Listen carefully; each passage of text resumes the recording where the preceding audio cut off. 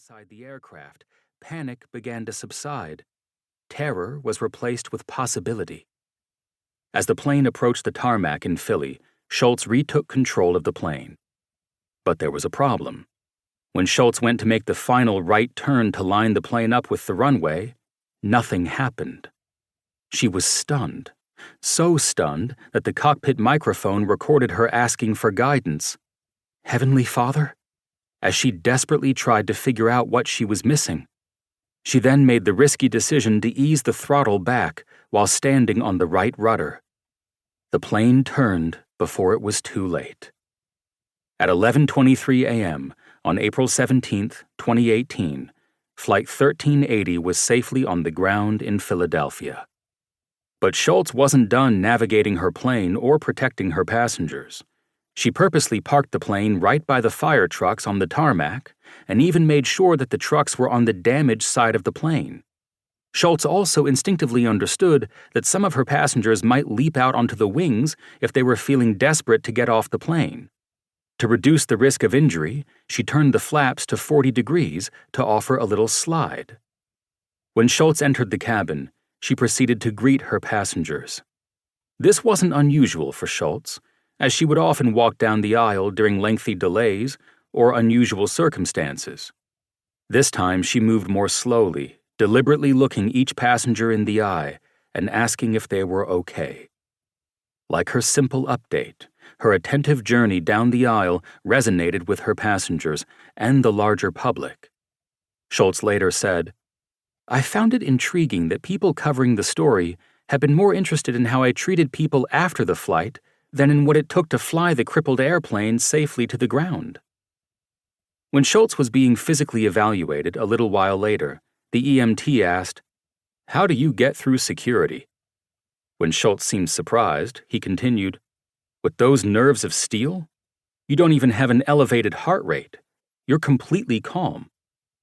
Southwest generously offered the crew an extended period of paid time off, but Schultz was back flying only 3.5 weeks after the emergency landing. Beyond helping her return to the normalcy of everyday life, she understood her actions would be an important signal to others. "I also thought it was important for my family and anyone else who was watching to see I still had confidence in flight, in Southwest Airlines, and in Boeing aircraft." She knew by flying again she could help prevent any falsehoods about the incident from taking root. When Schultz later reflected on the successful landing, her mind drifted back to the moments before the flight took off. Unlike many flights, the plane was fully prepped a few minutes before the passengers boarded. Given the extra time, Schultz assembled her crew in the galley. This was the first time the crew had worked together, and Schultz looked for points of connection. She and Elisor realized that they both had seniors in high school, and they bonded over finding the right graduation gift.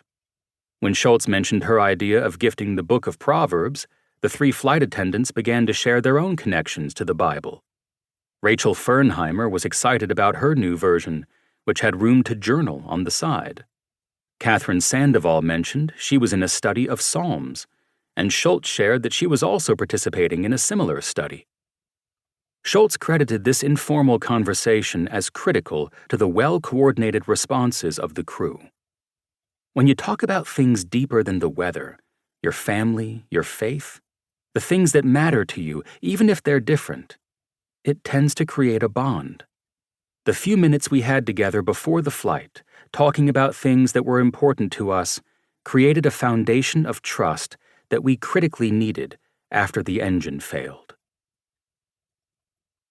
On January 13, 2012, 3,206 passengers and 1,023 crew members were on the Costa Concordia for a 7-day Mediterranean voyage.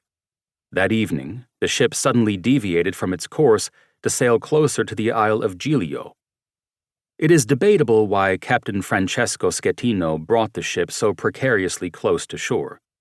He claims he wanted to salute other mariners.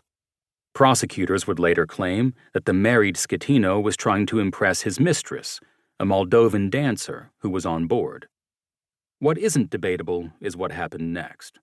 The Costa Concordia struck the Skoll Rocks.